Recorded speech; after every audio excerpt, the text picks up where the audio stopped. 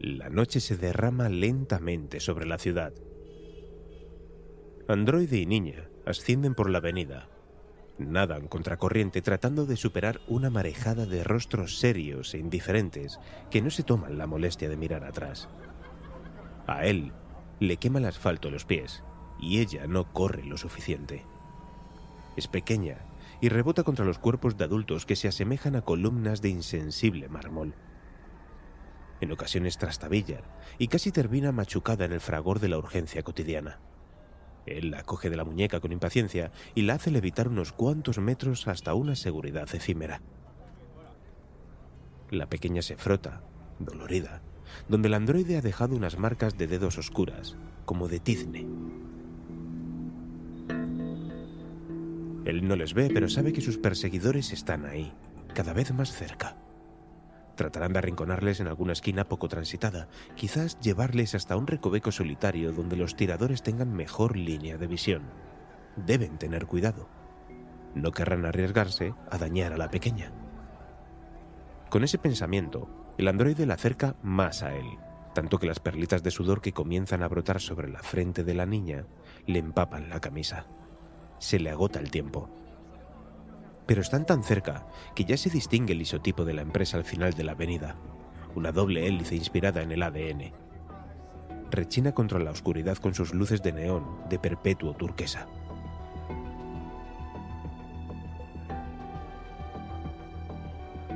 Ella nota la ansiedad con la que el androide fija su vista en el horizonte. Es inteligente y despierta pese a su escasa edad. No intenta resistirse a los acontecimientos, aunque sabe que algo no está bien. Esto no es lo que le había prometido. A la carrera, tropezando y esquivando, consigue interrogarle con una mirada tan exigente como solo lo puede ser la de un niño que se siente traicionado. Es una mirada de inocencia, calcinada por la malicia del adulto, una herida en la confianza que no sanará fácilmente, y él lo siente. Trata de compensarlo con una sonrisa mecánica, de manual, aburrida. No puede hacerlo mejor. Tiene la sensación de que sus perseguidores le están rodeando. Les van a cerrar el paso a escasos metros de la entrada del edificio, pero lo harán sin llamar la atención. Nadie quiere provocar una estampida en una de las avenidas más concurridas de la ciudad, ¿no?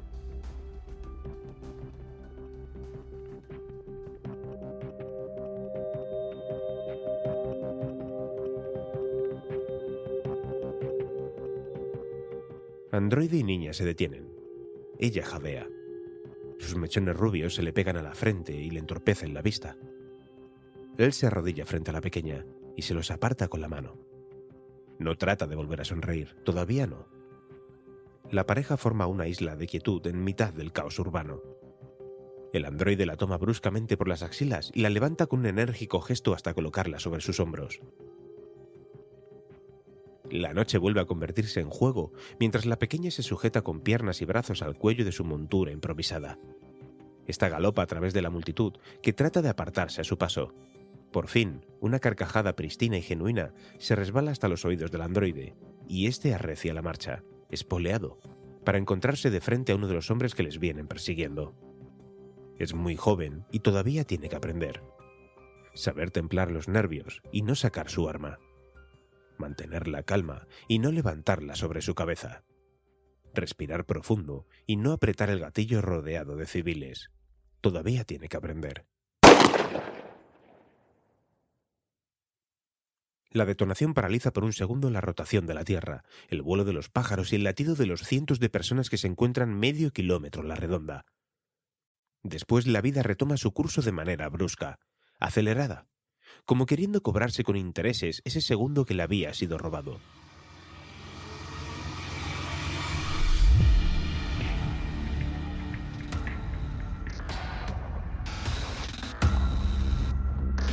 La erupción de miedo desentierra el instinto de la masa y la avenida se convierte en un sálvese quien pueda, cruel y egoísta. Él lo aprovecha.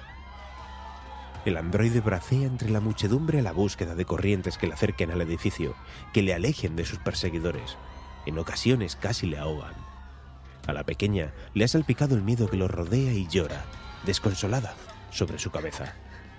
Ella trata de limpiarse los ojitos, de recuperar la visión. Suelta las manos y resbala del cuello del androide.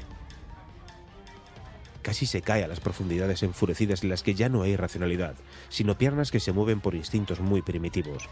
Pero es joven y sus reflejos la llevan a sujetarse allá donde puede, aunque sea a costa de taparle los ojos al androide.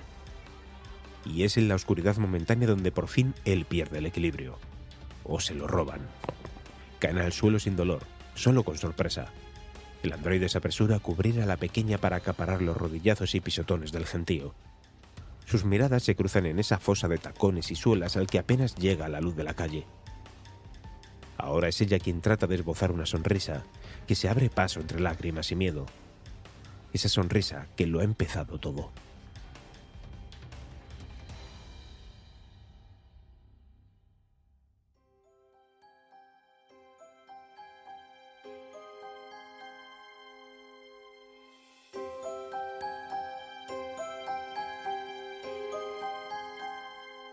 El sol se extingue sobre la ciudad, iluminada ya para negar la noche, mientras las avenidas se empapan de trabajadores que dan por finalizada la jornada y vuelven a casa. En los parques, los grupos de pequeños apuran los últimos momentos de luz con ansiedad, como si ya nunca más fuera a amanecer. Es el caos controlado de la rutina urbana.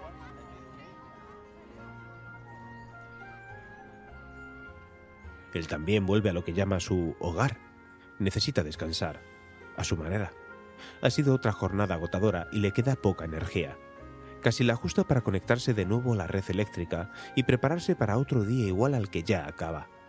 Está hecho para la rutina. Está hecho para que le guste la rutina.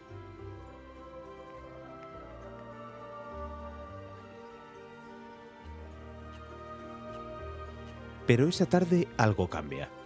Tal vez esté solo en su cabeza, o tal vez en ese último rayo de sol que se filtra entre los rascacielos ilumina postreramente un pequeño jardín en el que todavía juegan los niños más rezagados. Algo le pide romper con la rutina y salirse del circuito establecido. El androide gira en la esquina que no debería y avanza en una dirección que no es la suya. Experimenta un severo malestar tan pronto como se da cuenta de su comportamiento.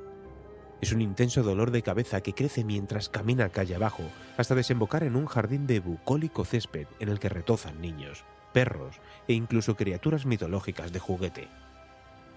Es una escena inédita para él, que no está acostumbrado a tratar con humanos de esa edad. ¿Hay algo en su forma de comportarse?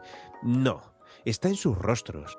Algo en sus caritas pequeñas es completamente inusual y el androide se acerca más a ellos.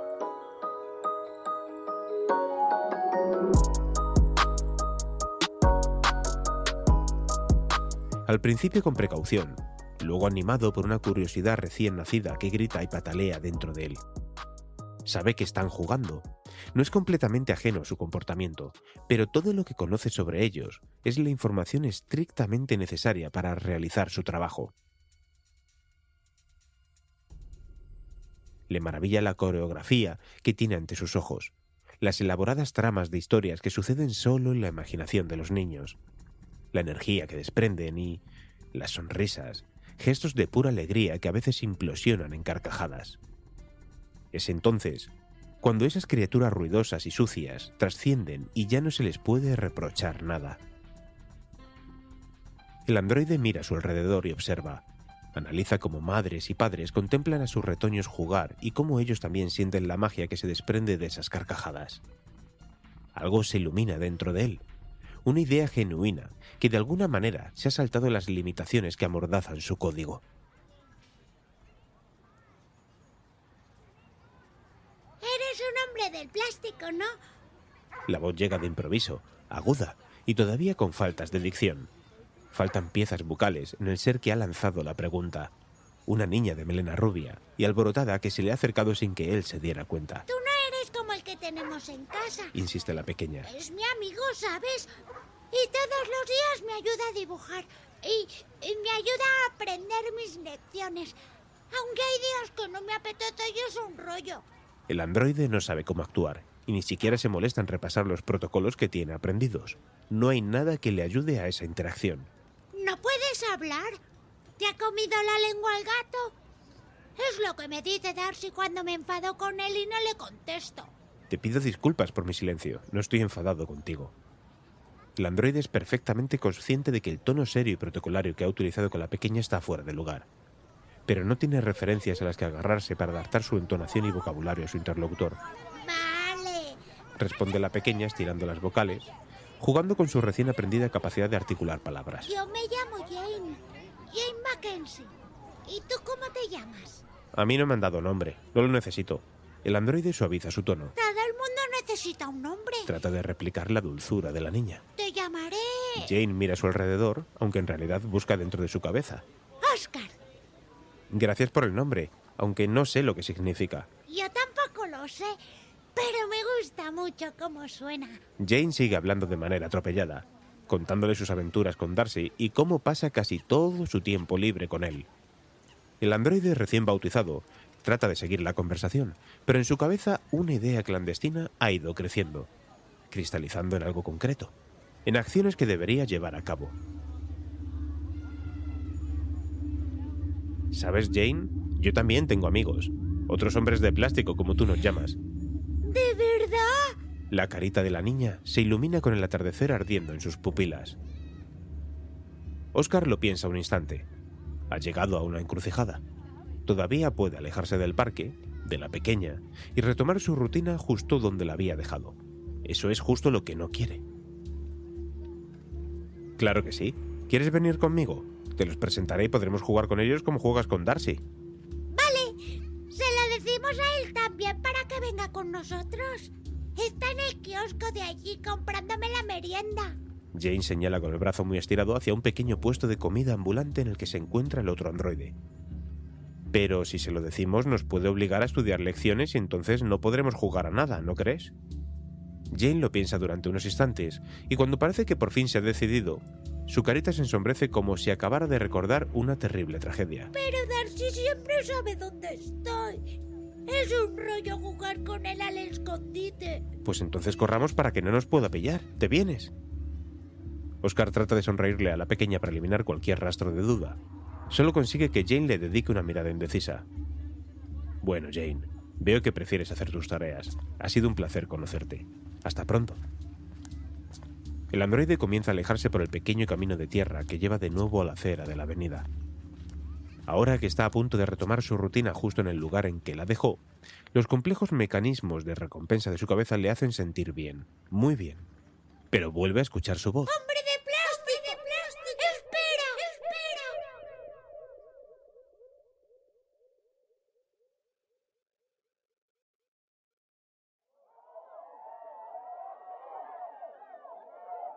Los chillidos del gentío parecen quedarse en la superficie, como cuando se bucea y todo el sonido que llega queda distorsionado, acolchado por el agua.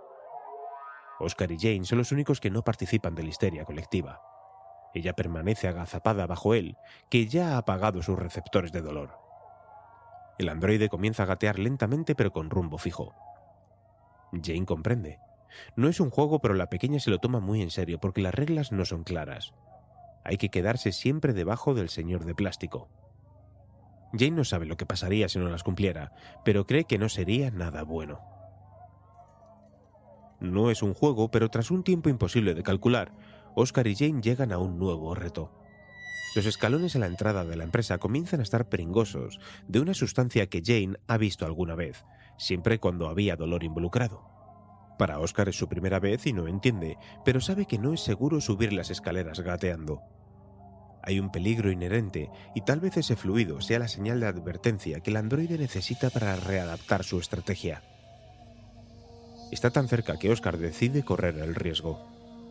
Sin previo aviso, estruja a Jane contra sí y se levanta dispuesto a soportar los empellones que sean necesarios hasta llegar a la puerta. Cada vez más cerca, pero atestado de personas que han buscado el cobijo y seguridad de un techo sobre sus cabezas.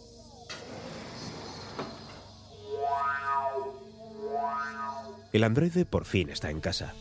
Hay más invitados que nunca, pero eso le beneficia. Nadie se fija en cómo un androide contusionado y una niña con la cara cruzada de lágrimas y suciedad se escabullen por una de las escaleras de servicio hasta las plantas superiores del edificio.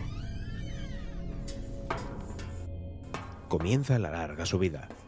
No debería revestir dificultad, pero Oscar ya lleva varios minutos con todas las alertas de su cabeza chillándole que debe conectarse a la red eléctrica.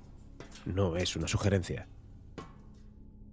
«Te toca andar un poco, Jane», le dice Oscar a la pequeña, mientras le deposita en el suelo con alivio, aprovechando uno de los rellanos de la larga escalera.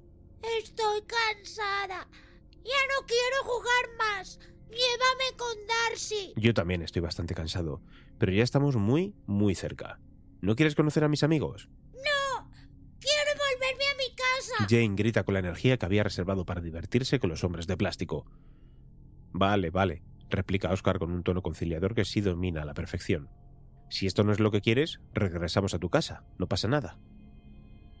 Jane permanece dubitativa durante unos instantes. Nunca una rabieta suya había funcionado tan bien hasta entonces. Sospecha. Pero Oscar ya ha comenzado a comprender cómo funciona su pequeño cerebro en desarrollo.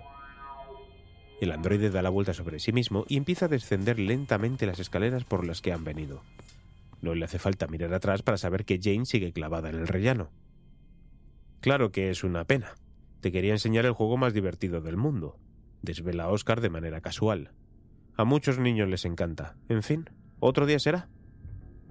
Otro día es dentro de 1000 años para la pequeña Jane. ¿Es un juego divertido? Interroga a la pequeña, con un tono que no aceptará una mentira por respuesta. Es el mejor. Además, ya estamos muy cerca. El androide no miente. Realmente están cerca y apenas les toma un puñado de minutos llegar hasta una planta que parece contener una única habitación. Es un espacio de techos altos sumidos en oscuridad, apenas contrarrestada por temblorosas luces azules. Luces que surgen de paredes lejanas y se arrastran a través de un grueso cable hasta una base sobre la que reposan cientos de androides. ¿Ves? Te dije que tenía un montón de amigos. Al principio Jane no sabe cómo reaccionar. La sala oscura y azul, profunda y cavernosa, le da miedo. Pero los rostros de los hombres de plástico le producen curiosidad. Están como dormidos, pero con los ojos abiertos. Eso es algo que Jane no creía posible. La pequeña jamás había visto tantos. Y no solo hombres, también hay mujeres, muchas. Chicas de plástico con preciosas melenas doradas, azules y rojas, incluso de colores que Jane no sabe identificar. Algunas son muy guapas, pero otras... ¡buah! Atraída por su instinto, Jane se separa poco a poco del androide y comienza a explorar los pasillos repletos de seres de plástico. Su cabeza bulle preguntas que no terminan de salir porque a cada nuevo descubrimiento surgen otras dudas que rabian por ser resueltas. La pequeña toca, tira, presiona, mueve y acaricia a los seres, que parecen más irreales que nunca. ¡Darcy! Jane sale corriendo pasillo abajo hasta la altura de su mejor amigo, Darcy, que tiene la mirada perdida en el horizonte. Este no es Darcy. Descubre con decepción la pequeña. Pero se le parece mucho. Son hermanos. Se puede decir que todos los hombres, mujeres y niños de plástico somos hermanos. ¿Niños? Son los amigos que te quería presentar. ¿Te vienes? La respuesta de Jane es saltar sobre la espalda de Oscar y trepar hasta su nuca, donde se abraza la cabeza del androide y grita extasiada: ¡Adelante!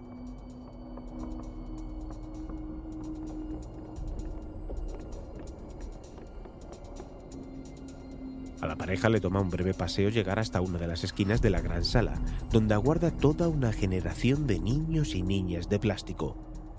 Su rostro es igual de serio e impertérrito que el de los adultos. No hay rastro de los rasgos y deliciosas arruguitas de felicidad que Oscar ha visto hace un rato en los niños del parque. ¿También están dormidos? Sí, eso es. Oscar duda, no sabría cómo explicarle. La pequeña se baja del androide con sorprendente agilidad para mirar más de cerca a sus nuevos amigos, pero... Jane, ¿dónde estás? Jane, aléjate de ese hombre ahora mismo. Una potente voz acostumbrada a imponer autoridad se abre paso por la sala y rebota sobre las paredes creando un eco del que es imposible escapar. ¡Es Darcy! ¡Es Darcy de verdad! ¿También juega con nosotros? Grita Jane mirando hacia la entrada de la sala, cubierta por una bruma azulada. Sí, le he invitado a jugar con nosotros, responde Oscar con su mejor simulación de voz calmada. ¿Te parece bien? ¡Claro! ¿Y a qué jugamos? Al escondite. Pero Darcy siempre me encuentra. Es un rollo. Hoy no te encontrará. Ahora tienes que hacerme caso, ¿vale? Jane afirma fuertemente con la cabeza muy seria. Bien, ahora tienes que seguirme, pero tenemos que ser muy silenciosos para que Darcy no nos encuentre y perdamos el juego. Esta vez Oscar no espera la confirmación de Jane y comienza a caminar hacia la esquina opuesta de la sala, donde una pequeña luz roja indica la entrada a otra habitación. Hemos bloqueado todas las tomas de energía de la sala. Sabemos que apenas te queda tiempo y no podrás recargarte. En unos minutos estarás apagado. ¿Por qué haces esto? Esta vez no es la voz de Darcy, sino una humana. Viene acompañada de un redoble de pasos que retumban, quedos, por toda la sala. Les están rodeando. Solo queremos que nos devuelvas a la niña. Jane no puede evitar soltar una carcajada nerviosa. Nunca había jugado al escondite con tanta gente y está muy emocionada. Eso los delata. Sin un lugar donde esconderse, Oscar vuelve a coger a la pequeña por la muñeca y se lanzan hacia la puerta iluminada de rojo mientras una avalancha de gritos, perjurios y promesas les cae sobre las cabezas. ¡No corras tanto, Oscar! Se queja la niña mientras trata de seguir el paso demencial del androide. No lo consigue y resbala, perdiendo una de las zapatillas y dejando un reguero de lágrimas en el camino.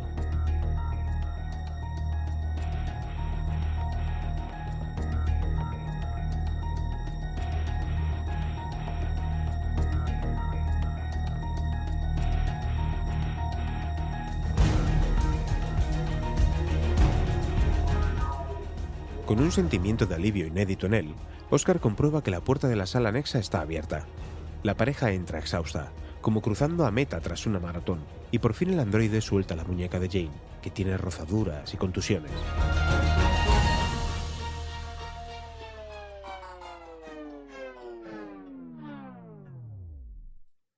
Todo en ella le indica que es el momento de gritar y llorar, de reclamar atención y mimos, pero a su alrededor se desarrolla una escena que la sobrecoge.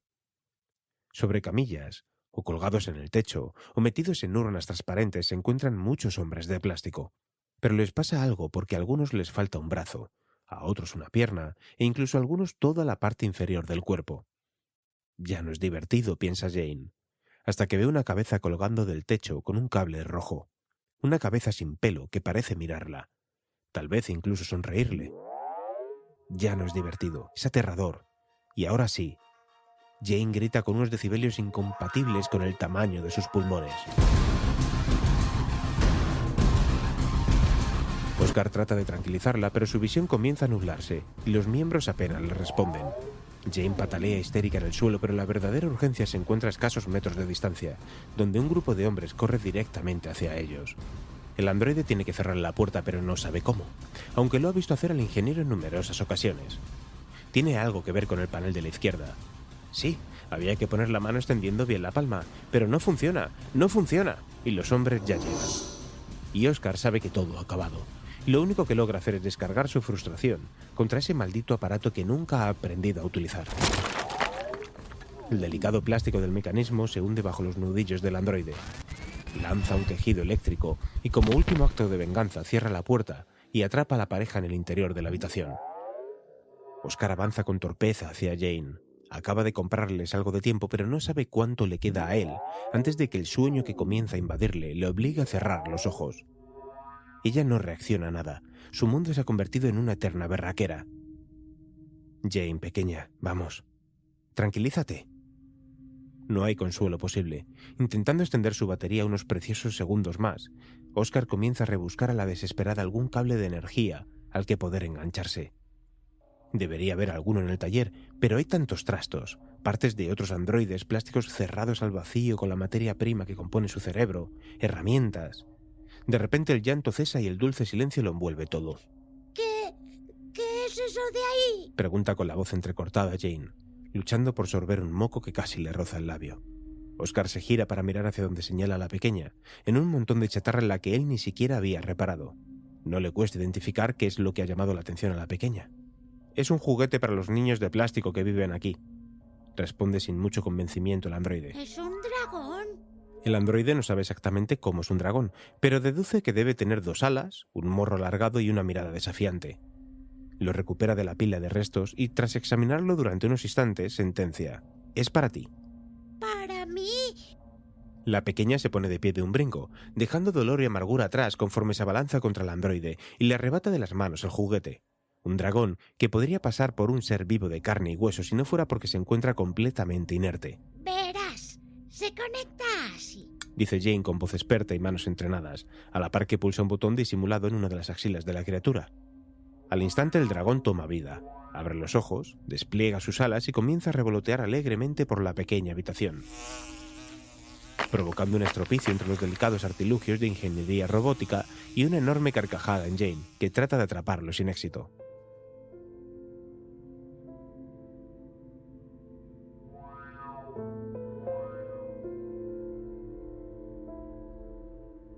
Del llanto más profundo a la carcajada más pura. Sin paso intermedio, piensa Oscar, que se permite sentarse en el suelo para ahorrar las migajas de energía que le quedan, mientras trata de dilucidar de dónde sale la risa de la niña, qué es lo que la genera y cómo puede hacer él para replicarla. Jane, ¿me puedes enseñar a reír? Jane está entusiasmada con su nuevo amigo que no escucha a Oscar, como tampoco escucha a los hombres que tratan de echar la puerta abajo con golpes cada vez más decididos. Enséñame a reír, por favor, suplica Oscar, cada vez más somnoliento, mientras que batalla por mantener los párpados abiertos. Solo quiero reír como vosotros para...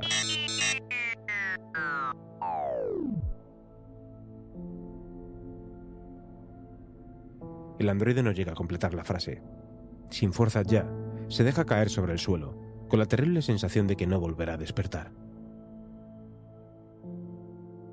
Cuando los hombres por fin acceden a la habitación, se encuentran a la pequeña Jane junto al androide. El dragón se ha acurrucado junto a ellos y la niña mira con dulzura a su nuevo amigo de plástico, al que ha dibujado una sonrisa con sus pequeños dedos. Mira, Darcy, he enseñado a Oscar a reír.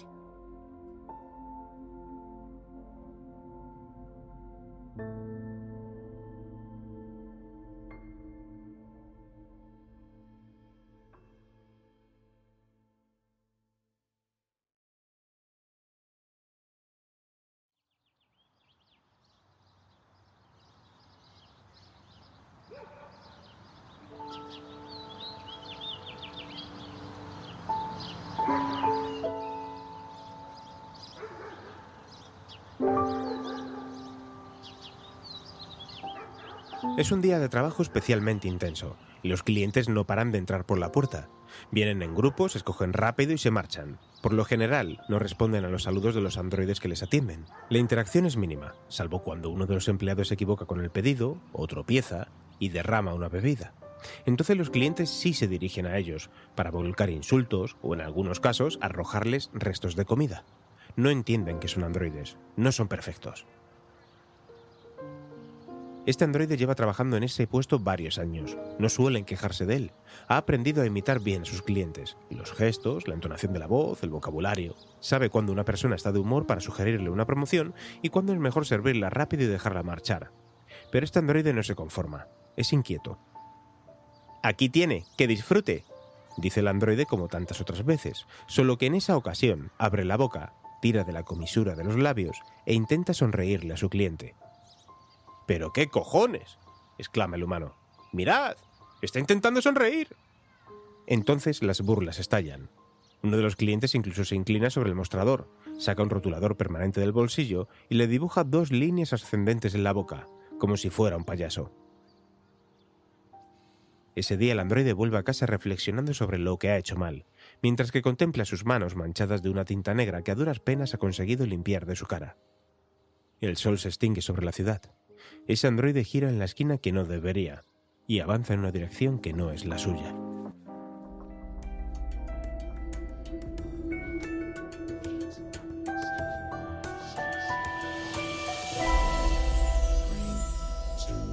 Bueno, Paco, me gustaría comenzar por una imagen del relato que sé que te ha capturado la atención especialmente, esa de la pequeña y el androide huyendo juntos contra el mundo. ¿Qué sensaciones te produce esa complicidad entre ambos?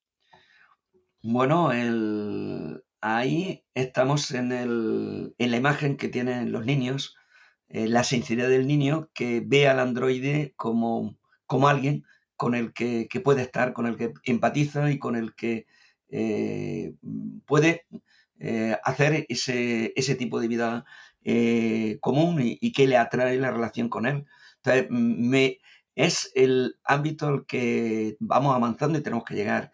Ese trabajo, esa cooperación, ahora mismo la cooperación entre humanos y sistemas inteligentes, y el entender que los sistemas inteligentes están ahí, van a formar parte de nuestra vida y hemos de empatizar con ellos, igual que podemos decir que hoy empatizamos cuando tenemos un perro y tenemos un cariño con un perro. Entonces, esa sensación de empatizar, de cariño humana, de esa humanidad, de relación entre dos, en este caso una persona y un artefacto de ámbito distinto y que hay empatía. Me pareció muy bien, muy agradable. Oye, ¿cómo de importante es esa sonrisa en un robot, en una inteligencia artificial? A ver, la sonrisa entendida como una metáfora de que ese robot está intentando, no sé, asemejarse a la humanidad, ¿no, Paco? Bueno, me encantó ese final ese momento me encantó. Yo Ujú. hace unos años, hace 3 o 4 años, se publicó un libro de un neurólogo, Antonio Damasio, que fue premio Príncipe de Asturias. Es El extraño orden de las cosas. Habla de la vida, los sentimientos y la creación de las culturas. Y hay un capítulo dedicado a la inteligencia artificial, donde él habla que el gran elemento diferenciador del humano frente a las máquinas actualmente está en los sentimientos. Que, bueno, hablar de inteligencia tiene Sí. muchos matices y se puede discutir en qué medida existe o no y qué tipo de inteligencia en un artefacto actual. Pensemos en un chatbot, un ChatGPT, Ujú. pero él habla que el humano tiene sentimientos. Ejemplo, una máquina juega mejor que nosotros al ajedrez, pero la felicidad en el momento de ganar una partida que tiene un humano no la tiene la máquina. Entonces, al final, yo la sonrisa la interpreto en ella, lo considero que convergen todos los sentimientos. Esa sonrisa significa empatizar con la otra persona, significa el sentimiento, significa el momento feliz del contacto humano de dos personas, y entiendo que de alguna forma es cuando el robot, eso es lo que le falta al robot para ser humano, esa empatía humana, ese Ujú. empatizar y ponerse al nivel del otro humano. Y de ahí entiendo que ese sonreír o querer sonreír Sí. es querer captar esa esencia que actualmente hablamos a nivel de los neurólogos hablan de los sentimientos. Precisamente, ¿no, Paco? Es verdad que en el relato, en la narración, pues vemos eso, un humanoide muy avanzado, ¿no? Yo te cuento que soy muy fan de Boston Dynamics. Me parece una compañía de ciencia ficción que lleva 20 años creando robots cada vez más parecidos a nosotros. Y bueno, ya sabes, han pasado de brazos articulados a androides que saltan, lanzan cajas, bailan sincronizados. ¿Cómo de cerca o de lejos estamos de un robot humanoide como el que vemos en este relato? Te lo pregunto no tanto por el hardware, sino más bien por tu área de expertise, Paco, por el cerebro de la máquina. Bueno, para mí hay dos limitaciones. Todavía el hardware, aunque Boston Dynamics, como bien has Hmm. dicho, es la empresa de robótica probablemente una de las más avanzadas a nivel mundial en cuanto a la coordinación, y lo que vemos es impresionante cada vez que presenta un nuevo robot. Eh, el, el enfoque que tú me preguntas del cerebro de la máquina, hay una Ujú. cuestión fundamental. Fíjate que ahora cuando pensamos en un sistema inteligente que tenga un cierto nivel de lo que podemos etiquetar en inteligencia de comportamiento humano, todo el mundo nos vamos a los modelos de lenguaje, a ChatGPT, BART o cualquiera de estos Sí. sistemas actuales. Actualmente estamos hablando de una supermodelo artificial que tiene cientos de miles de millones de conexiones y que está en la nube, y que cuando nosotros hacemos una consulta a ChatGPT a través de Internet, nuestra pregunta viaja al corazón, podríamos decir al cerebro de esa máquina, al espacio físico en el que se encuentra físicamente en la nube, en el ámbito donde está realmente el CPU de almacenamiento. Ujú. El modelo neuronal procesa nuestra pregunta, responde a la pregunta, y la salida del sistema vuelve a venir vía Internet a nuestra app, a nuestra pantalla. Por tanto, estamos hablando de unos modelos, de un modelo inteligente centralizado. Cuando estamos hablando de Ujú. un humanoide, como tenemos un humanoide avanzado, como tenemos en el caso de la sonrisa del relato, estamos hablando de un humanoide que ya no está conectado externamente, sino que internamente en un espacio físico pequeño, que podemos hablar de la simulación Sí. de nuestro cerebro, se está almacenando todo lo que es la capacidad de cálculo, almacenamiento, procesamiento. Hoy eso es está muy lejano. No existe hoy los modelos computacionales que nos permitan plantearnos que vamos a tener esa capacidad hoy de cálculo y del almacenamiento de todo el conocimiento que se presupone que se tiene en un inicio del procesamiento, como el que sigue aprendiendo y que además tienes que estar procesando el aprendizaje. Hoy no tenemos esa capacidad.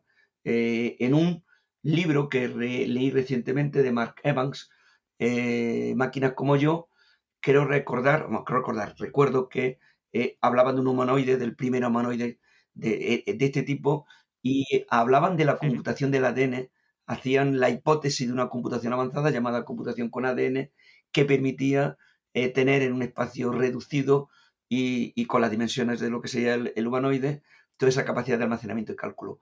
Hoy, la tecnología actual, estamos lejos de ello. Estamos hablando de máquinas centralizadas, donde el procesamiento del lenguaje está centralizado en una máquina que ocupa unos ingentes espacios de máquinas de almacenamiento y de cálculo. Sí, porque al final también se trata, Paco, de simular el propio cerebro humano, algo que todavía estamos lejísimos de conseguir, ¿no? Claro, estamos ahí. Estamos en el que nosotros mismos lo que tenemos es un modelo artificial que con un modelo muy potente de capacidad de cálculo, optimización y probabilidad, lo que hace es tener una teoría de probabilidad de frases, de la siguiente palabra, de acuerdo al procesamiento de una pregunta y a partir de toda la información almacenada. Pero estamos hablando de un modelo de predicción a partir de la información almacenada, de razonamiento a partir de una inmensa cantidad de información que tienes que tenerla de alguna forma codificada y almacenada en una necesidad actualmente realmente de almacenamiento muy grande. Estamos hablando de unas CPDs, realmente cuando hablamos de la nube estamos hablando de grandes CPDs. Pensemos en estadios de fútbol llenos de máquinas conectados con unas conexiones tremendas, una velocidad tremenda, con los cuales nos conectamos.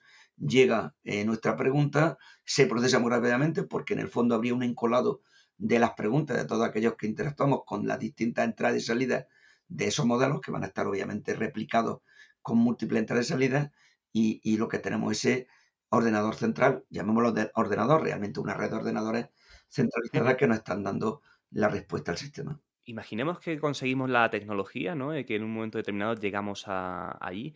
¿Tú ves que se normalice el uso de este tipo de androides en la sociedad o que sean, digamos, el nuevo coche que todo el mundo tiene?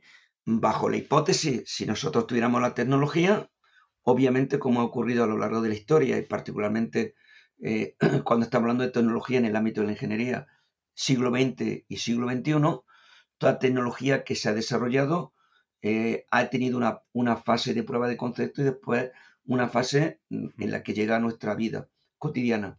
Y acabamos hablando de lo que yo denomino la inteligencia artificial silenciosa, podríamos hablar de la ingeniería silenciosa, que entra en nuestras vidas. Yo hablo y denomino inteligencia artificial silenciosa, por ejemplo, el robot aspirador, que una vez que lo tenemos en muchas viviendas y forma parte como un aparato más de nuestra vida, pues para nosotros es lo normal hacer el plano del salón de casa, moverse, limpiar, etc. Eso es inteligencia artificial, convivimos con ella y no olvidamos de que estamos comiendo con inteligencia artificial. Creo que de igual forma, obviamente de una forma diferente, porque estamos hablando de la interacción humano-máquina, y eso es mucho más complejo, entramos en la parte de sentimientos, pero creo que, en un periodo de transición, porque tampoco va a ser un momento en el que llegue en un momento puntual, sino que esto va a haber una transición, una evolución de la tecnología de forma natural, entrará en nuestras vidas y habrá un momento en que viviremos con esa tecnología, igual que hoy para nadie el automóvil es una tecnología extraña y si nos situamos en principio del siglo pasado, pues cuando vemos alguna película que recrea aquella época, en los inicios el automóvil era algo fantástico. Claro. Claro, tal vez cuando nos encontremos con estos androides de manera habitual empiecen los problemas, ¿no? Porque no sé si opinas que se pueden llegar a dar episodios de vandalismo contra estos androides, precisamente como el que da inicio a la historia que acabamos de escuchar, de la sonrisa, ¿no?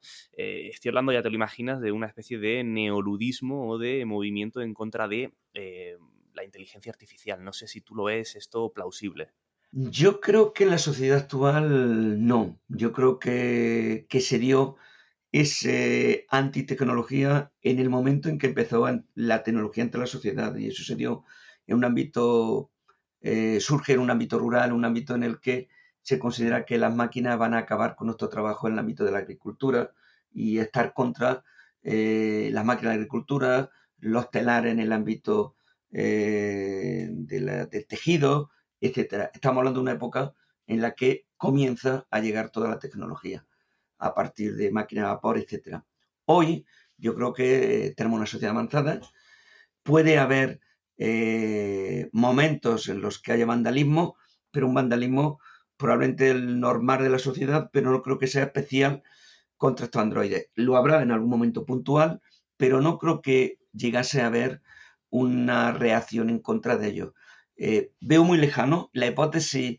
Yo sé que en esto tú eres más optimista que yo, pero yo veo muy lejano porque, por lo que he comentado, el modelo computacional, el modelo de almacenamiento para llegar a estas dimensiones reducidas donde tengamos almacenado todo el conocimiento más todo el procesamiento. Hoy esa tecnología no existe. Hay quien llega a hablar de la tecnología cuántica en un futuro determinado de inteligencia artificial cuántica, etcétera. Es decir, bueno, hay teorías, pero hoy no podemos vislumbrar qué tecnología va a ser la que nos va a llevar a ese modelado, a esa hipótesis. Lo veo lejano, pero creo que el día que llegue la sociedad estará madura para ir aceptando la tecnología, porque además la tecnología inteligente ya formará parte de nuestra vida del día a día en muchos ámbitos. Habremos aprendido a estar, ya estamos, pero habremos aprendido a estar más y más en el cotrabajo con la tecnología inteligente y cada vez más estar rodeado de artefactos inteligentes. A mí me interesa mucho, Paco, porque, bueno, otras veces te he seguido en otros foros y eres de los que dice que realmente no vamos a vivir una gran disrupción de un día a otro, ¿no? Que toda esta transformación de la sociedad se va a dar de manera paulatina, ¿no? O sea, no vamos a despertarnos en un mundo radicalmente diferente, sino que adoptaremos poco a poco estas tecnologías, ¿verdad? Sí, yo sí lo pienso porque hay momentos disruptivos dentro de la tecnología, pero son avances que van siendo graduales. Ahora mismo estamos en un momento disruptivo de la inteligencia artificial. En el año 22, en 2022, se produce pues, una eclosión asociada con la IA generativa, la creación de imágenes y la creación del lenguaje, con herramientas que se ponen a disposición de cualquier usuario, pasan del laboratorio a la sociedad y se hace un experimento social. De golpe, en pocos meses hay más de 100 millones de usuarios conectados y dados de alta en ChatGPT, con lo cual es un experimento social realmente de analizar el componente de esa tecnología y la mejora de la tecnología. Pero esto va siendo progreso en la investigación, saltos paulatinos, pero son saltos que son importantes y que además se están acelerando porque hace 3 años prácticamente nadie hubiera hablado de que hoy tendríamos esa tecnología. Incluso los propios creadores de la tecnología, en algunas de las entrevistas que lees, te indican que reconocen que ellos se han quedado sorprendidos de la rapidez de avance de los modelos de lenguaje y cómo avanzaron muy rápidamente en esas versiones de GPT del 2 al 3 y al 3.5, y ellos mismos te lo cuentan. Entonces es cierto que estamos en un avance progresivo con un crecimiento, no diría yo exponencial, pero bueno, pues utilizamos este término del crecimiento exponencial de la tecnología, pero siempre gradual. Sí, pero yo entiendo que siempre es gradual y que vamos a ir, y también porque la propia aceptación de nuestra sociedad nos lleva a la incorporación de la tecnología de forma gradual. Hay momentos en los que una tecnología muy disruptiva acaba no ser aceptada y absorbida por la sociedad, y eso a nivel de empresa implica a veces pues una crisis. Pensemos, ejemplo, el metaverso.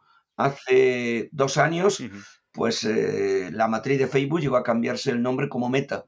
Sí, iba a ser el nuevo Internet, ¿no? Claro, el nuevo Internet, y cuando dicen Zuckerberg la apuesta inversión de 10.000 millones, lanzar metaverso como la gran plataforma, pues parecía como que era la gran apuesta tecnológica además de la empresa Meta, y han pasado un par de años largos y estamos viendo que no tiene un despegue, probablemente porque la tecnología se ha adelantado hacia lo que la propia sociedad necesita, requiere o quiere utilizar. Entonces yo creo que también hay momentos en que va a haber un equilibrio a todos los niveles. La necesidad de la sociedad, lo que la sociedad está dispuesta a dar ese salto, y también buscando que esa disrupción tecnológica que continuamente existe no implica una disrupción social, una disrupción económica. Tiene que haber una gradualidad para mantener ese equilibrio en la sociedad. Claro. Aún teniendo en cuenta que también tenemos ciertas necesidades urgentes de la tecnología. Yo soy de los que cree que la tecnología nos va a ayudar a abordar muchos de los retos del mundo actual, y tenemos retos importantes de cambio climático, retos de abastecimiento a nivel de agroalimentario, de producir con poco coste para poder alimentar al planeta, un planeta al que estamos exprimiendo, y yo veo la tecnología desde la perspectiva positiva, lo veo la perspectiva positiva. Hoy mismo se acaba de publicar Sin una duda. entrevista a un neurocientífico, Mariano Sigman, que acaba de publicar un libro sobre inteligencia artificial, y él habla en la entrevista que debemos tratar a la inteligencia artificial como a una musa y no como a un adversario. Ha sido una frase preciosa que me ha encantado, Bueno. y he estado leyendo antes de comenzar la entrevista nuestro diálogo, estoy leyendo la entrevista a este filósofo, a este neurocientífico que escribe el libro en colaboración con un tecnólogo, Santiago Bilinkis, y realmente me ha encantado la entrevista porque tiene un planteamiento positivo, pero es que nunca había escuchado ni leído esto de tratar a la inteligencia artificial como una musa y no como un adversario, y me ha parecido una frase preciosa desde mi perspectiva de trabajar en el ámbito de la inteligencia artificial. Completamente, porque además yo creo, Paco, que va a contrasentido de lo que siempre se ha reflejado tanto en la cultura popular como últimamente también en ciertos foros en los que parece que la inteligencia artificial hay que ponerle un límite, hay que ralentizarla, con esta carta suscrita por numerosos investigadores, ¿no? Diciendo que cuidado, no vayamos demasiado rápido, ¿no? Y entonces estos discursos de que tal vez sea la IA la que, en cierto sentido, nos salve de los problemas en los que nosotros mismos nos hemos metido, pues creo que hasta cierto punto es esperanzador, ¿no? Hombre, es esperanzador y es un mensaje importante, positivo, porque si analizamos siglo XX y siglo XXI, que son los dos siglos del salto tecnológico, donde la ingeniería ha provocado los grandes saltos tecnológicos y parte y tres de las revoluciones industriales, ahora estamos inmersos en la cuarta, asociada justamente a estas tecnologías, y hemos tenido al principio del siglo la segunda revolución industrial en torno a la electricidad como elemento desencadenante, y la tercera revolución industrial en los ordenadores, el Internet, desde mitad del siglo pasado. La tecnología ha permitido unos avances muy importantes y una mejora de la calidad de vida. Podemos hablar del humano en el centro, como se dice, como se plantea de Europa, el human centric, el humano en el centro del desarrollo de la tecnología. Y creo que es así, la tecnología ha ayudado al desarrollo. Comentaba en la entrevista que comento de Mariano Sigman, con la inteligencia artificial tiene unas condiciones diferentes a otras tecnologías, porque a diferencia de otras tecnologías, el humano es el que toma la decisión, siempre última decisión de la aplicación, tiene una capacidad que va más allá también en la toma de decisiones. Entonces, esto la hace diferente, pero la hace diferente también en la medida que está asociado a esa capacidad de amplificar nuestra capacidad de razonamiento, de conocimiento, de aprender, y nos puede ayudar a resolver esos grandes problemas que tiene el mundo y que no podemos negar hoy en día, que nos encontramos en una vicisitud importante y estamos viendo fenómenos meteorológicos sin ir más lejos, tremendos a lo largo de los últimos meses, periodos de sequía, grandes inundaciones y fenómenos que obviamente nadie puede negar, que hay un cambio climático y que además hay otra serie de problemas, además de los que creamos los propios humanos con las guerras y todas nuestras avenencias. Hay también unas necesidades. Yo soy de los que considera que la tecnología nos debe ayudar y nos debe ayudar a salvar este planeta. Paco, volviendo un poco al relato, a esa sonrisa, a ese rasgo genuinamente humano, ¿tú eres de los que creen que el despertar de la conciencia en la IA, que es un fetiche de ciencia ficción, como bien sabes, es algo inevitable, imposible o siquiera deseable? ¿Qué opinas? Si empezamos por la última parte, yo también me pregunto que por qué desear esa conciencia. Claro. Yo no tengo ese deseo, sinceramente, ¿no? ¿Por qué? He leído algunos autores que se plantean que el porqué de la conciencia. Segunda parte. ¿Y cuál es la ventaja evolutiva, ¿no? De tener una conciencia? Claro, en segundo lugar, ¿qué es la conciencia? ¿Hasta qué punto? Luego viene el aspecto de la conciencia. Claro. Es la conciencia y en qué medido, cómo es la conciencia y el ser consciente. El otro día hablaba con un físico y me equiparaba la conciencia, me ponía el ejemplo de la anestesia. En el momento que la anestesia, de alguna forma hay una intervención sobre nuestro sistema nervioso, perdemos la capacidad de tener ningún sentimiento de ningún tipo en una operación médica, y cuando se provoca el despertar es cuando vuelves a ser consciente, tienes la conciencia de estar, de existir, y todos tus recuerdos están en el mismo punto en el que quedaste dormido, digámoslo así, anestesiado. Bien, la conciencia es ese concepto de existencia, de que soy, estoy. No se puede explicar hoy neurológicamente, no se puede explicar físicamente, no hay explicaciones todavía plausibles. Y entonces, cuando hablamos de la conciencia de la máquina, ¿qué va a ser la conciencia de una máquina? Claro, se habla, la máquina sea consciente de que existe, y entonces llegamos a las teorías de la superinteligencia que nos plantea Nick Bostrom en su libro. La superinteligencia nos lleva a una máquina consciente de su capacidad de mejorarse a sí misma, y por tanto cada vez va a ser más inteligente y va a mejorar. Y pasamos de un modelo inteligente similar al humano, que tiene esa capacidad de automejora, a un modelo llamado superinteligente de automejora continua. Y esto se conecta también con esa capacidad de tener conciencia de problemas y de toma de decisiones. Yo ahí, no sé, soy consciente que vamos a llegar a una máquina que va a tener una capacidad, esa capacidad de lo que llamamos inteligencia, como la entendemos globalmente, de actuar como el humano, va a llegar, y no sé cómo va a ser ese concepto de conciencia en el ámbito de las máquinas. Igual que opino que la inteligencia hoy de las máquinas es diferente a la inteligencia humana, es otra forma de procesar la información. Ciertamente la información la convierten en conocimiento y en acciones inteligentes, juegan al ajedrez mejor que nosotros, y una capacidad inteligente del ser humano, conducen un vehículo igual y mejor que nosotros, sin accidentes, y es otra capacidad de esa capacidad humana. Por tanto, está habiendo una actuación inteligente de las máquinas, pero claro, la actuación inteligente en hechos, en aspectos concretos, en los que estamos hablando de la inteligencia artificial estrecha, la que realiza una acción concreta, no conlleva el concepto de conciencia. No hay que ser consciente de que estás conduciendo un coche para conducir un coche. No hay que ser consciente de que juega al ajedrez para jugar al ajedrez. De hecho, hablamos al inicio, la sonrisa, que para mí recoge la capacidad del sentimiento. El humano es consciente que juega al ajedrez, se recrea en la felicidad si gana, o en el sentimiento de tristeza si pierde, porque es consciente de que está realizando esa acción. No sé dónde llegará ese aspecto de la conciencia.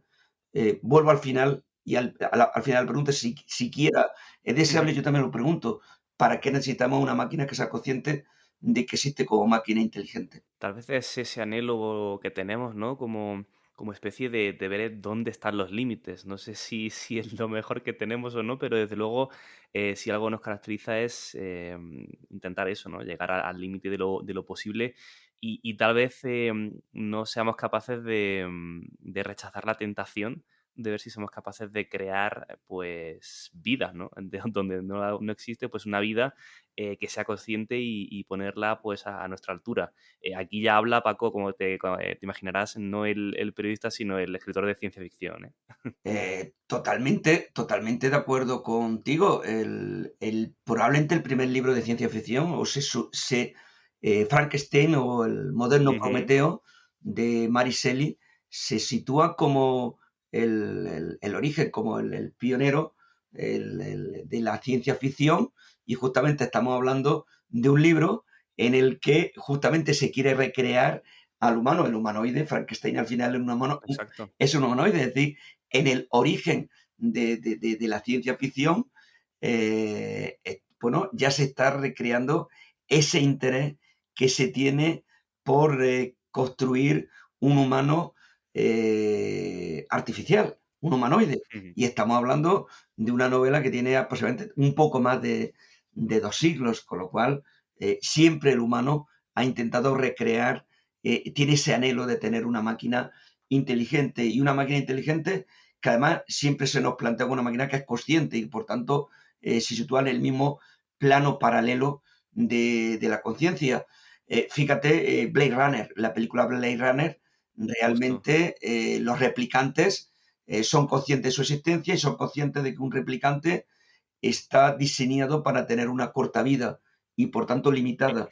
Y hay qué un momento injusto en que el eso, ¿eh? replicante quiere alargar su vida porque es consciente que la vida se le acaba porque ha sido diseñado para vivir un periodo Mm, determinado de tiempo.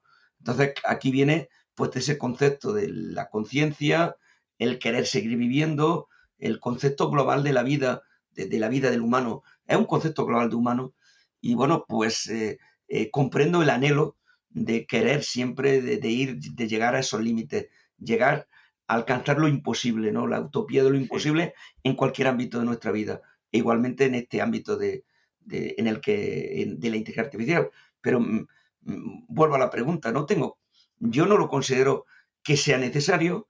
Yo soy de los mm, que creo que hay que avanzar muchísimo en la inteligencia artificial débil para resolver todos los problemas que podamos de esta sociedad.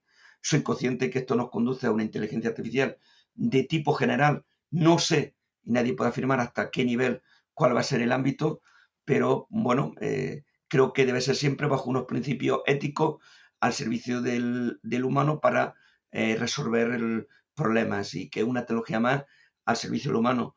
No veo esa mm. necesidad de tener un humanoide que sea como el humano y que tengamos ese humanoide enfrente a nosotros igual que el humano. Con lo cual tampoco estoy afirmando que vamos o no a llegar a ese momento en un futuro porque no podemos plantear en ningún momento actualmente en el mundo en el que estamos viviendo, Mm. negar que se puedan alcanzar ciertos retos porque los humanos hemos alcanzado. Bueno, vámonos hacia atrás.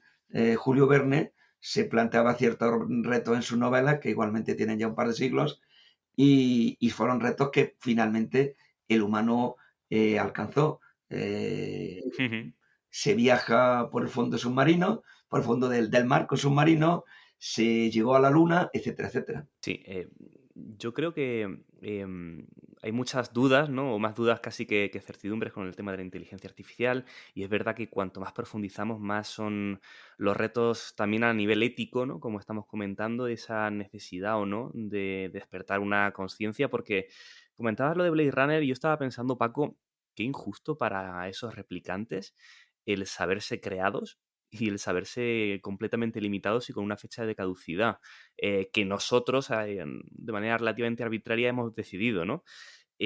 No sé si sería algo a evitar, ¿no? Jugando un poco a pensar en términos de ciencia ficción, porque entre otras cosas eso también nos lleva al famoso problema del alineamiento, que yo creo que es otro de los grandes fetiches de la literatura y de las películas de ciencia ficción, ¿no? El decir, oye, tenemos una inteligencia artificial que ha tomado conciencia de sí misma y de manera unilateral ha decidido que le sobramos, que no le interesa seguir el camino con nosotros. Esto, en el ámbito universitario y académico al que tú perteneces, Paco, esto no se toma en serio, ¿no? O no hay ningún investigador que plantee seriamente que esto pueda llegar a ocurrir. ¿O sí? No, desde un punto de vista de investigador no te planteas que pueda ocurrir. De hecho, actualmente existe un área de investigación muy importante que está emergiendo y fundamental, que es lo que se llama en inglés A-Safety, Artificial Ujú, Intelligence Safety, seguridad de la inteligencia artificial, en la que se está planteando la importancia de todo el desarrollo de toda la tecnología para la robustez, el garantizar un comportamiento, monitorización del comportamiento, el, el que no ocurra comportamiento fuera, lo que se llama fuera de distribución, de la ujú, previsión, e igualmente dentro del safety se habla de la ética de la máquina y de los problemas de alineamiento. Que la máquina sea ética, que el proceso del desarrollo de la propia máquina sea ético dentro de los principios éticos humanos y que en el alineamiento de la máquina se habla también del área del alineamiento. Hay varios libros recientes analizando desde el punto de vista de artificial este problema, que la ujú. máquina haga lo que queremos que haga, que no acabe haciendo algo diferente, porque la máquina podría acabar teniendo un objetivo, pero el objetivo sea distinto al que nosotros deseamos y por tanto no estuviera alineada con el objetivo humano. Existe esta línea como planteamiento más, estamos hablando en este caso, un trabajo conjunto de la parte ética filosófica con la parte de la ingeniería en todo lo que es Ujú. este ámbito, cuando hablamos de la seguridad de la IA, estamos hablando de un área, de una parte ética y de una parte muy tecnológica y de la fusión, pero esto está planteado, se plantea como retos, como problemas a debatir. Es muy importante debatir los problemas, debatir qué puede ocurrir y plantear el diseño de la ingeniería, de la tecnología, de inteligencia artificial, siguiendo estos principios éticos que estamos planteando en Europa con la regulación europea, pero en ningún momento quienes estamos dentro nos planteamos que esto puede ocurrir.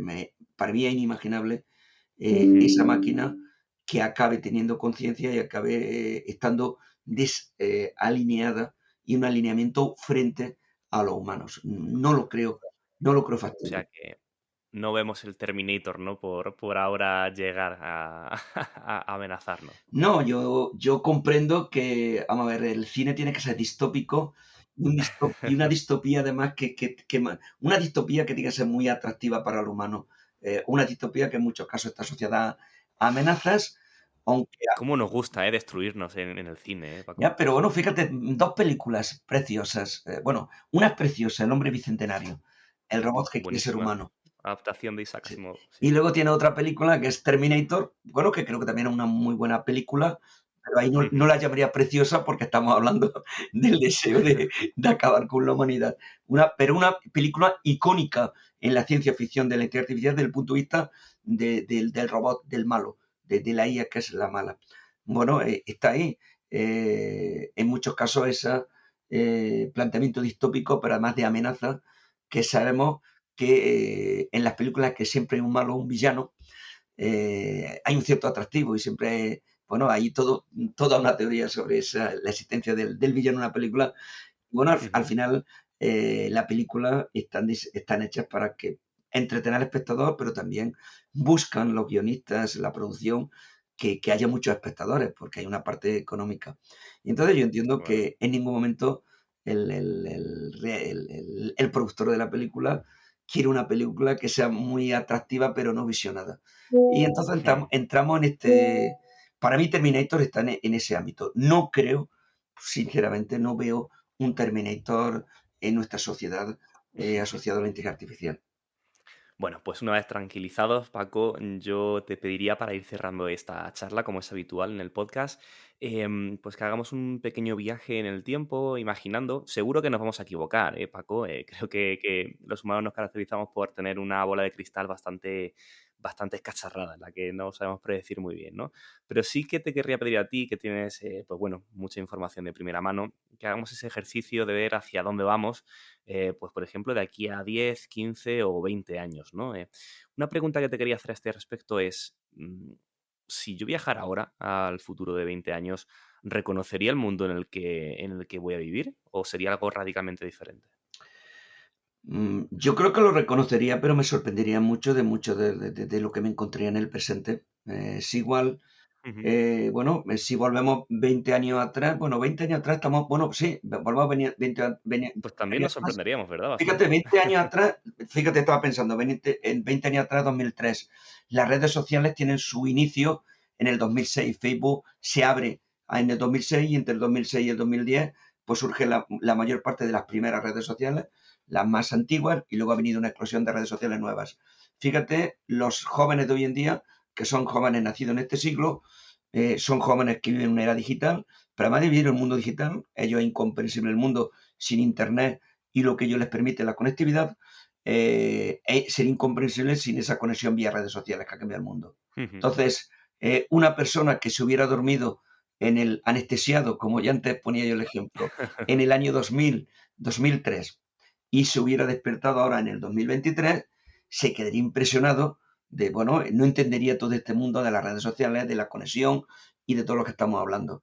Entonces, dentro de 20 años podemos encontrarnos con otras tecnologías en el mismo, de igual forma, otras nuevas tecnologías que nos permitan otro cambio, otro salto en la sociedad, probablemente. Entonces nos encontraremos tecnología que nos sorprendería.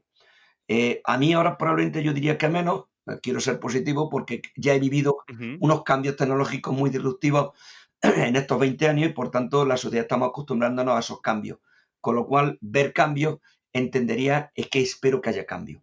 Pero si hablamos como me imagino el futuro a lo largo de los próximos 20 años, creo que va a haber grandes avances en el ámbito médico. Actualmente ya tenemos sistemas de IA que detectan el cáncer con mayor precisión que a los humanos, y ya tenemos programas de cribado de cáncer, de varios tipos de cáncer, donde tenemos sistemas inteligentes realizando estas acciones, y creo que va a aumentar mucho la precisión de las máquinas en el ámbito de la medicina. El médico va a estar acompañado de un sistema inteligente que le va a dar apoyo en la toma de decisiones, lo cual permíteme la palabra de ser supermédico. En ningún momento pienso que un médico vaya a ser sustituido por una máquina, pero sí pienso que un médico va a estar acompañado de sistemas inteligentes que le van a ayudar a tomar más rápidamente y mejor decisiones en el ámbito del diagnóstico y tratamiento, etcétera. Creo que nos vamos a ir acercando paulatinamente de alguna forma al coche autónomo. El coche autónomo es una realidad, pero al ver el coche autónomo en nuestra sociedad, a 20 años vista vamos a tener, no sé si va a estar el coche autónomo al 100% en su desarrollo en la sociedad y con el desarrollo del 6G, etcétera, pero sí que vamos a tener bastante uso del coche autónomo, probablemente controlado, en espacios controlados, etcétera. Lo vamos a ver, y esto nos va a beneficiar mucho a la movilidad, que es uno de los grandes problemas. Creo que igualmente debemos ver grandes avances en el ámbito agroalimentario. Tenemos unos problemas importantes de cambio climático, tenemos problemas de escasez de agua, y yo creo que la combinación de toda la biotecnología y la inteligencia artificial en el ámbito agroalimentario, en la agricultura, para tener una agricultura de precisión con mayor producción, con menos recursos, es fundamental, porque veo difícil poder alimentar este planeta en el que crecemos los millones de humanos continuamente y vamos quedándonos sin recursos. Entonces yo veo que la inteligencia artificial va a ayudar a eso y a otros muchos problemas, y que nos va a ayudar, y que va a haber grandes avances a lo largo de estos 20 años. Y además que prácticamente en todas nuestras profesiones vamos a trabajar acompañados de sistemas inteligentes. Vamos a tener un trabajo colaborativo, igual que hubo un momento en el que el escritor primero estaba acompañado de la pluma, posteriormente estuvo acompañado de la máquina de escribir, posteriormente estuvo acompañado del ordenador, del procesador de texto, que le permitía, ya no tenía que ir a borrar lo que escribía, ni tenía que tachar con la pluma, ni tenía que estar poniendo tipes en la máquina de escribir o hacer unos borradores, sino que directamente se introducían cambios en el texto.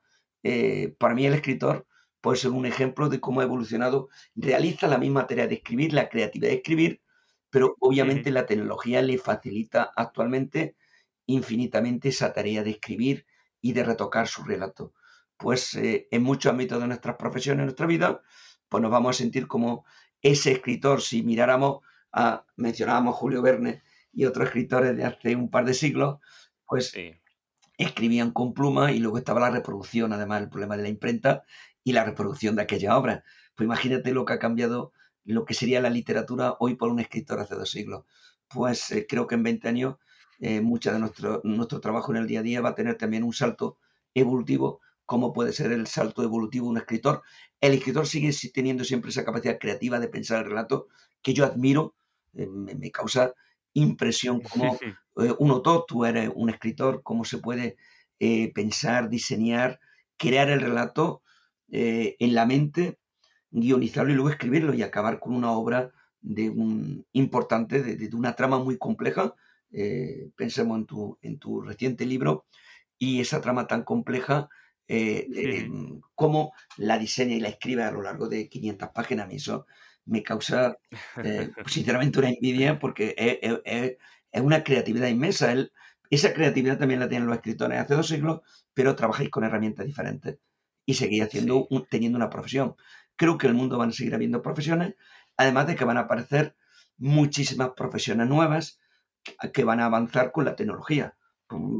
El manager de redes sociales o el marketing digital no existían hace 20 años, y hoy en día son profesiones fundamentales en la sociedad actual. Pues la tecnología y esa fusión de la realidad física en la que vivimos con el Internet, que va a seguir aumentando, ese vivir en esos dos mundos interconectados, y cada vez más pues, estamos haciendo uso continuamente de las herramientas de Internet. Hoy tú y yo estamos hablando con manteniendo esa distancia, y con el Internet y con la visión de Internet, pues yo creo que eso va a ir cambiando nuestro mundo. Entonces creo que va a haber muchísimos cambios, y realmente van a ser fascinantes los cambios que va a haber en nuestra sociedad. Y ojalá estos retos tecnológicos nos sirvan para resolver muchos de los problemas actuales del planeta y del mundo.